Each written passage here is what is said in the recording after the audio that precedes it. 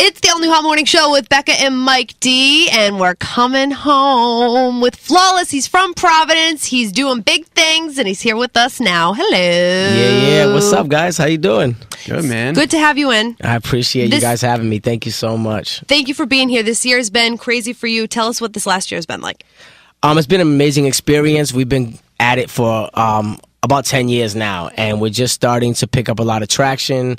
We're getting the hometown love. We're getting a lot of radio play. The new album has been getting received all over the country really well. So it's been an incredible journey. We like to take things one day at a time, and, today's a great day.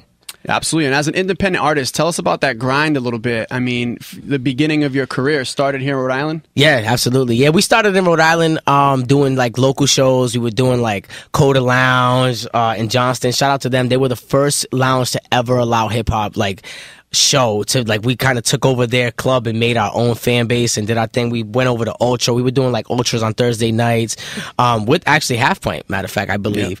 Yeah. And once we started taking over the city, I just wanted to expand more, so we started going down. I went down to Atlanta and started my company down there and just really started expanding one day at a time. But it's really an everyday grind. Like the independent thing is like you can't stop. Every day has to be towards the next goal, you know what I mean? Because once you stop, it stops the progress.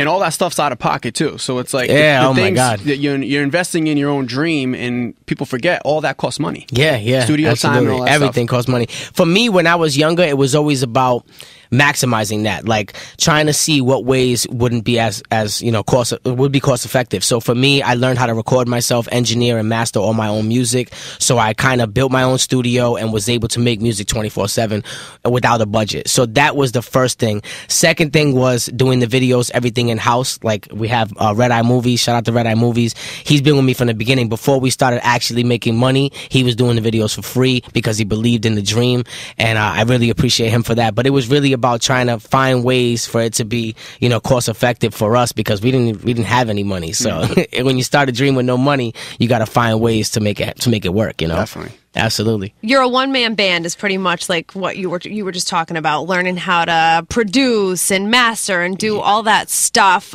Who did you grow up listening to? How did you get into the industry?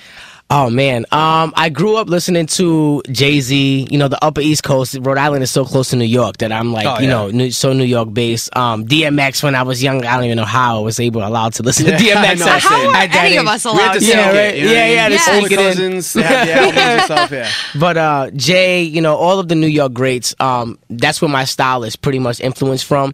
And what allowed me to get into hip-hop was really like my trials and tribulations. I started using music to kind of vent and get my feelings out, and then people started responding to those, little like verses and like, yo, you should record something. Like, okay. Then you start recording, and I just fell in love with the process of making music from day one. So that's become like my love, and it's my escape, and now it's my career. So it's a beautiful thing to be able to be doing what I love. It doesn't feel like work at all. It just feels like I'm having the time of my life. What's your favorite part of the process? Do you like writing more, or do you like doing the music more and the production? The favorite part of the process is the finished process, right? For me, seeing the reaction when I'm in the studio and I'm making a record and I'm like, wow, this is gonna be great. I was I got a record on my album called Monster that to me is so powerful. And then we released the album, and radio stations started playing it without me even releasing it as a single. So it started picking up and getting its own life of its own, and seeing people love the record as much as they do, and then me knowing in the studio I hope this is gonna be a great one.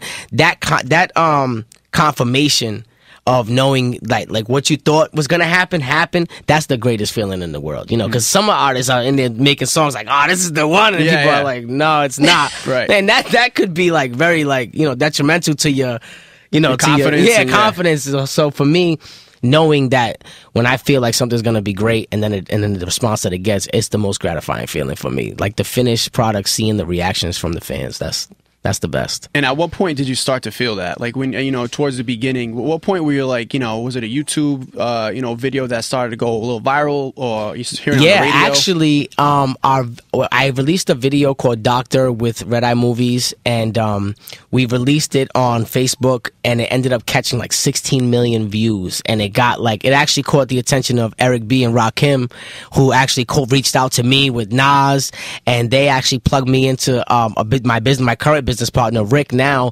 who has been helping me a great deal with getting my career to the next level. But that video going viral really caught the attention of some greats, like some legends, and they reached out and like helped me out in the beginning. And that for me was the moment that I felt like people heard the music, like, all right, we're getting somewhere now. You know what I mean? That was really big for me. And it's funny because you said your style is very, like, you know, New York based, because you grew up listening to Hove, Nas, all the guys. Yeah, man. And listening to you, I feel the same way. How difficult is it, you know, to avoid falling into that trap? Falling into that like, comparison, Well, because it's like right now, you listen to the records that are out, you know, on the charts right now, and it's all everything kind of sounds the same. You're more of that New York style where lyricism is still very important. Yes. To your style. So how do you stick to that without trying to fall into the other trap? Yeah, for me, especially with the new album, like I try to develop a formula that was a little more current sounding with substance and delivery that was still from my era and what I was bred from. And songs like Big Deal, Dope, that are actually getting played right now on 106, those are kind of like the happy mediums for me, where I can kind of do the beats and the sounds that are more current, but still keep my style. And for me, it's really about always keeping the base of my era and my essence. And even if I go off a little bit to kind of match the current sound, it always has the substance and the delivery and the lyrics in it. And that for me, as long as I don't stray away from the base, then I'm cool. So for me, it's always about the substance and delivery, making sure the fans get something out of my music. And we can still have fun too, you know what I mean? Because I used to think that new style was like always watered down, but I realized there's a time and a place for everything, right? So it's like we're in party mode right now. Everybody's in party mode. All the songs are like up here. Up-tempo. It's not really based on lyrics and stuff like that. But if you look at when Kendrick drops, when Jay drops, when Drake drops, you know, when Cole drops, we're still here. So it's still very much alive. So for me, I know where it's at. So as long as I keep the substance, I'm good. True. Yeah, absolutely. Third album is out, right? You already did the second This album. is my second official album. The first one is called It's Different. It charted number 23 on iTunes independently. And then this one is called 20 Floor 7, and it charted number 41 on iTunes independently. So I'm really proud of these two projects. They're my two only albums, and we just dropped 20 Floor 7 July 24th, and it's been getting a great response. It's got over 300,000 streams on Spotify, and it's just doing great, man. I'm really, really happy. And the video for Do My Dance was shot. You say all of your videos really are shot. Yeah, locally. 90% of the videos are shot in Rhode Island. All of my videos are shot by Red Eye Movies. They're also based in Rhode Island too. And we try to just make a movie out of every video. So Do My Dance is a special video. We actually got the Segway School involved, and they allowed us to go into the school and film all the students like dancing while the music played on the intercom. Like, it's really cool. And just to mention, all the music is clean.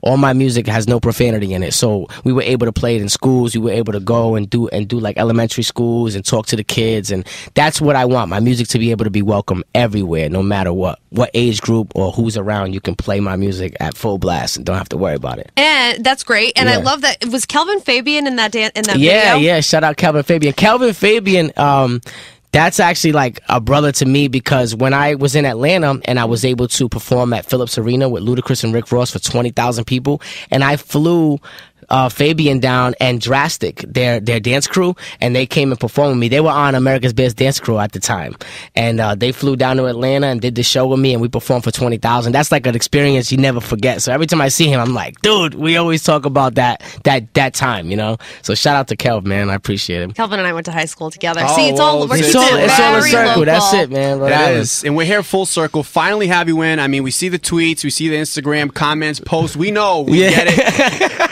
I mean, I was coming at y'all for a while, like, hey, man, y'all need to get me down there. As a competitive guy, though, I get it. You know, you feel like you have something going and you want the love. And we've been aware of it for a long time. It's good to have you here. Thank you so much. What's it feel like to finally hear it on Hot 106, though? Oh, man, it's probably the best feeling for me, and it's the most important. And I know, like, a lot of people, like, you know, don't really understand, because I've done so many things, but this for me was a huge milestone in my career because of growing up listening to Hot 106. Like, it doesn't matter, like, I don't care. Like, I wanted to hear my music through Hot 106. I wanted to be able to come down here.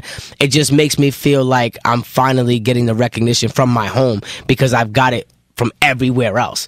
So it means more to me, 10 times more than anywhere else, but to get it from home. So today, I really appreciate you guys having me and talking to me and stuff, because it means the world to me. Absolutely, man. Yeah, definitely. We appreciate you, and we can't wait to have you back in, and can't wait to see what you do in the next year. Thank you so much. I appreciate it. Absolutely flawless. Thanks for joining us. Thank you.